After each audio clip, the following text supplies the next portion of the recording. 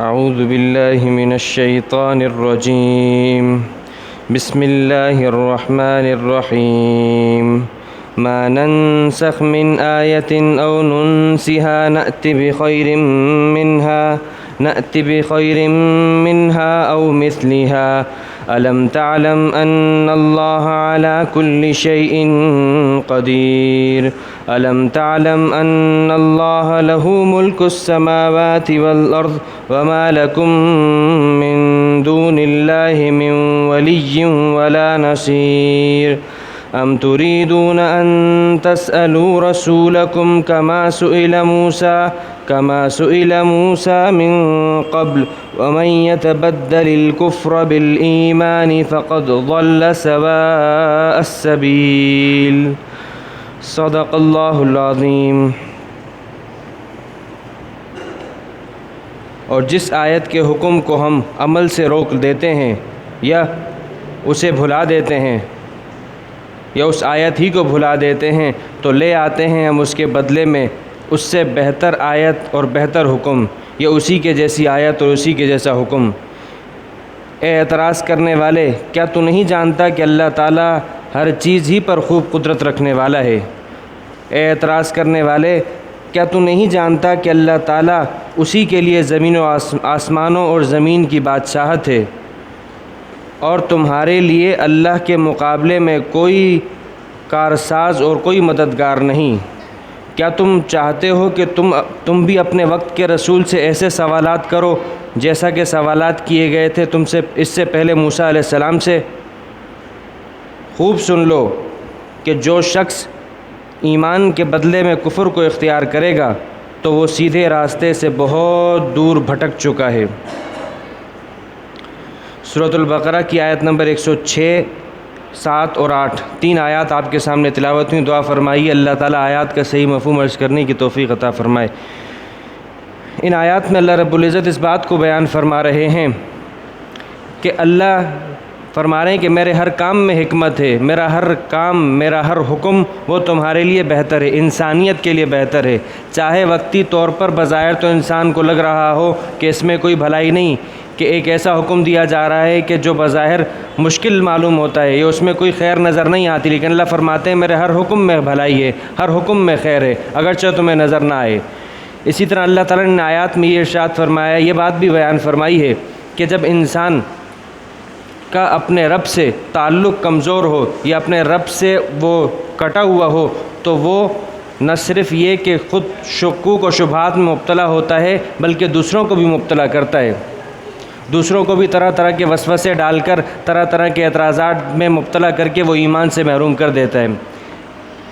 جبکہ اگر اس کے مقابلے میں انسان کا اور مسلمان کا اپنے رب سے تعلق مضبوط ہو تو اور اس کے دل میں اللہ کی ذات کا استحضار، اس کی صفات کا استحضار ہو تو وہ شکوک و شبہات سے متاثر نہیں ہوتا۔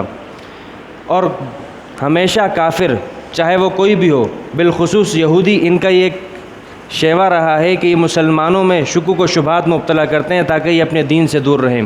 اللہ تعالیٰ نے یہ بات فرمائی کہ یہ اگر میری ذات کو پہچان لیں، میری ذات کو اپنے ذہنوں میں بٹھا لیں تو پھر انہیں یہ شکوک و شبہات کچھ نہ کر سکیں۔ کفر تو یہ کرتا رہے گا، اہل کفر تو یہ کرتے رہیں گے۔ نور خدا ہے کفر کی حرکتوں پہ خندزن، یہ پھونکوں سے یہ چراغ بجھایا نہ جائے گا۔ یعنی اہل کفر تو چاہتے ہیں کہ اللہ کا جو ایمان کا نور ہے یہ ختم ہو جائے، لیکن جب اللہ تعالیٰ ایمان کے نور کو باقی رکھنا چاہیں تو ان کی یہ کوششیں، یہ پھونکوں کی حیثیتیں اللہ کے نور کو، جو انسان اپنے اللہ سے تعلق کو مضبوط بنا کے اپنے دل میں عشق کی آگ جلا لیتا ہے تو پھر اسے کسی کافر کی پھونک اسے بجھا نہیں سکتی۔ تو اللہ تعالیٰ ان آیات میں اسی بات کی طرف رہنمائی فرما رہے ہیں کہ انسان کو اللہ تعالیٰ کی اوصاف اور اللہ تعالیٰ کی ذات کی حقیقت معلوم کرنی چاہیے۔ چنانچہ اس کے حوالے سے ہوا یہ تھا کہ یہودی یہ مسلمانوں سے پر یہ اعتراض کرتے تھے کہ کیا وجہ ہے کہ موسیٰ علیہ السلام کی شریعت کو منسوخ کر کے آپ علیہ السلام کو ایک نئی شریعت اور قرآن دیا گیا؟ کیا وہ شریعت کافی نہیں تھی؟ نعوذ باللہ اس شریعت میں کیا کیڑے پڑ گئے تھے؟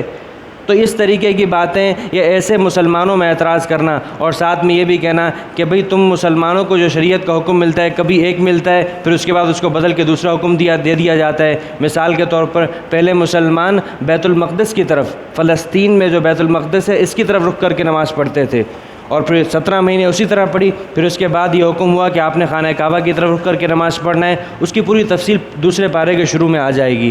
تو جب یہ حکم آیا تو یہ کہنے لگے کہ بھئی یہ کیا ہے، پہلے ایک حکم پھر دوسرا حکم، اب یا تو دونوں میں سے کوئی ایک ٹھیک ہوگا، اگر پہلا والا ٹھیک تھا تو دوسرا کیوں دیا گیا، اگر دوسرا والا ٹھیک تھا تو پہلے والا کیوں دیا گیا۔ تو اس طریقے کے اعتراض کر کے کچے ذہن کے مسلمانوں کو پریشان کرنا اور ان کو ایمان سے محروم کرنا۔ اسی طرح مشرکین مکہ بھی اعتراضات کیا کرتے تھے طرح طرح کے۔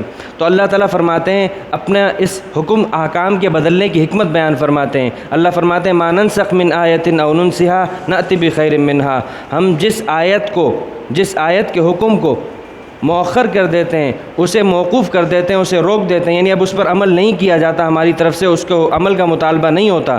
آیت تو ہوتی ہے لیکن ہم کہتے ہیں اب اس پر عمل نہیں کرنا، او ننسیہا، یہ آیت ہی بھلا دیتے ہیں۔ تو ایسا نہیں ہے کہ صرف آیت بھلا دی اور آپ کو اس کے بدلے میں کچھ نہیں دیا، نأتی بخیر منہا، ہم اس کے بدلے میں اس سے بہتر حکم آپ کو دیتے ہیں، یا کم از کم اس کے جیسا بہتر، اس معنی کر کے کہ پہلے اگر آسان تھا، پہلے مشکل تھا تو اب آسان حکم دیا ہے، پہلے اگر کم ثواب والا حکم تھا تو اب وہ حکم دیا ہے کہ جس کو کرنے میں اگرچہ مشقت ہوگی، مشکل ہوگی، لیکن اس پر ثواب زیادہ ملے گا۔ تو اللہ تعالیٰ کے ہر حکم میں حکمت ہے۔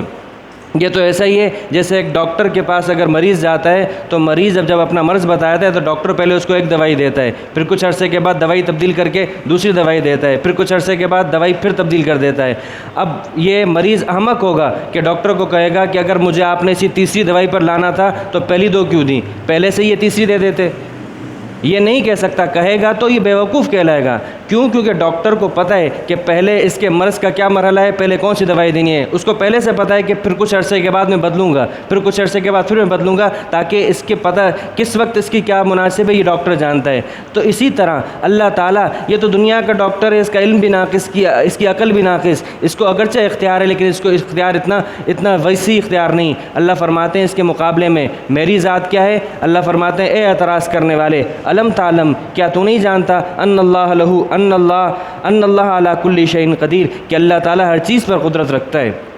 جب اللہ ہر چیز پر قدرت رکھتا ہے تو وہ قادر ہے، وہ جو حکم دے آپ کو ماننا ہوگا۔ اللہ اپنی ذات کا تعارف بیان کرتے ہوئے کہہ رہے میں قادر ہوں، پھر فرمایا الم تعلم، اے اعتراض کرنے والے، کیا تو نہیں جانتا کہ اللہ ہی کے لیے آسمانوں اور زمین کی بادشاہت ہے، اللہ ہی آسمانوں کا اور آسمانوں اور زمینوں میں جو کچھ ہے اس کا مالک ہے۔ تو مالک کو اپنی ملکیت میں جیسا کرنا چاہے وہ اس کو اختیار ہوتا ہے۔ یعنی یہ تو ایسا ہی ہو گیا کہ ایک مالک گھر بنانا چاہے اور گھر میں واش روم بھی بنائے گا، کچن بھی بنائے گا، کمرہ بھی بنائے گا۔ اب جس حصے کو اس نے واش روم بنایا تو وہ اعتراض کرے کہ مجھے واش روم کیوں بنایا ہے، مجھے کچن کیوں نہیں بنایا، کچن بنایا تو کچن کا حصہ کہے کہ مجھے آپ نے کمرہ کیوں نہیں بنایا، تو اسے کوئی اختیار نہیں ہے۔ تو جب اللہ تعالیٰ نے جب زمین اور آسمان کی ہر چیز انسان کی ملکیت میں ہے، اللہ تعالیٰ کی ملکیت میں، تو اللہ تعالیٰ جو چاہے جیسا حکم دینا چاہے وہ دے سکتے ہیں۔ اللہ اپنی ذات کا تعارف اس طرح نصیب فرماتے ہیں کہ میری ذات کو اس طرح سمجھو۔ پھر فرمایا وما لکم من دون اللہ من ولی، میں تمہارا خیر خواہ ہوں۔ جب اللہ تعالیٰ قادر بھی ہے، مالک بھی ہے اور خیر خواہ بھی ہے، تو خیر خواہ وہی حکم دے گا جس حکم میں بہتری ہوگی، ولا نصیر، اور تمہیں اللہ کے مقابلے میں کوئی اور مددگار بھی نہیں ملے گا۔ جب اللہ تعالیٰ مالک بھی ہے، قادر بھی ہے، خیر خواہ بھی ہے اور مددگار بھی ہے، تو بس اب اسی کی ایسی ذات کا تعارف جب نصیب ہو جائے، پتہ چل جائے کہ ایسی ذات کا حکم ہے، تو جو بھی حکم آئے اس کے آگے اپنے آپ کو جھکا دینا ہے۔ اس کے بعد آیت نمبر 108 کے اندر اللہ رب العزت اس بات کو بیان فرما رہے ہیں کہ بیجا سوالات نہیں کرنے چاہیے۔ ہوا یہ تھا کہ یہ یہودی آ کے آپ علیہ الصلوۃ والسلام سے یہ سوالات کرتے تھے کہ بھی ہم آپ کے پر ایمان اس وقت لائیں گے جب پورا کا پورا قرآن ایک ساتھ نازل ہوتا۔ یہ 23 سال کے عرصے میں تھوڑا تھوڑا کر کے نازل کیا جا رہا ہے، اکٹھا نازل ہوتا تو ہم اس کو مانتے۔ اب یہ ایک ایسا سوال ہے کہ اس کے دوسرے مقام پہ اللہ تعالیٰ نے اس کا جواب دیا ہے کہ اگر یہ کہہ رہے ہیں کہ پورا اکٹھا نازل ہوتا تو تورات اکٹھی نازل ہوئی تھی، تو ان کے آباء و اجداد نے تورات کون سی مان لی تھی؟ ماننے والے کو یہ نہیں دیکھنا ہوتا کہ تھوڑا تھوڑا ہو کے نازل ہو رہا ہے، اکٹھا نازل ہو رہا ہے، ماننے والا مان لیتا ہے۔ تو اللہ تعالیٰ فرماتے ہیں یہ سوالات ایسے ہیں جو سوالات موسیٰ علیہ السلام سے پہلے کیے جا چکے تھے۔ اسی طریقے کے سوالات مشرکین بھی کرتے تھے مکہ کے، اور مسلمانوں میں بھی ایسے سوالات اگر آنے لگتے تھے تو اللہ تعالیٰ پہلے ہی سے سب کو متنبع کر رہے ہیں۔ ام تریدون، کیا تم چاہتے ہو، ان تسألوا رسولکم، کہ تم سوال کرو اپنے وقت کے رسول سے، کما سئل موسیٰ، جیسا کہ موسیٰ علیہ السلام سے سوالات کیے گئے تھے۔ موسیٰ علیہ السلام سے کیا سوالات کیے گئے تھے؟ پیچھے ذکر آیا، لن نؤمن لک حتی نری اللہ جہرا، اے موسیٰ ہم آپ پر ایمان نہیں لائیں گے جب تک ہم اللہ کو کھلی آنکھوں نہیں دیکھ لیتے۔ تو یہ ایک ایسا سوال ہے کہ جس سوال کا کوئی ڈھنگ نہیں، بیجا سوال ہے۔ تو اللہ فرماتے ہیں جو ایسا سوال کرے گا یہ گمراہ ہے، اس نے اپنے ایمان کی صلاحیت کو ختم کر دیا۔ وَمَن يَتَبَدَّلِ الْكُفْرَ بِالْإِيمَانِ فَقَدْ ضَلَّ سَوَاءَ السَّبِيلِ، اور جس شخص نے اپنے ایمان کی صلاحیت کو ختم کر کے کفر کو اپنایا ہے یہ بہت دور کی راستے میں بھٹک چکا ہے، سیدھے راستے سے بھٹک چکا ہے۔ یعنی یہ ایسا ہے کہ جانا تو کوئٹہ تھا اور راستہ اختیار کر لیا لاہور کا، تو کیسے پہنچے گا منزل؟ جانا تو جنت کی طرف ہے، دنیا میں ہر شخص آیا ہے تو یہ مسافر ہے اللہ کی طرف جانے کا، اللہ کی طرف اس نے سفر کا اپنا سفر باندھا ہوا ہے، لیکن جانا تو اللہ کی طرف ہے لیکن راستہ اپنایا ہوا ہے شیطان کا اور جہنم کا، تو یہ راستہ ہی بھٹک چکا ہے۔ اللہ تعالیٰ ہماری حفاظت فرمائے۔ اللہ تعالیٰ نے اپنی ذات کا تعارف جس طریقے سے بیان فرمائے، اللہ تعالیٰ ہمیں وہ نصیب فرمائے، اور اللہ تعالیٰ ہمیں بیجا سوالات سے بچائے، آمین۔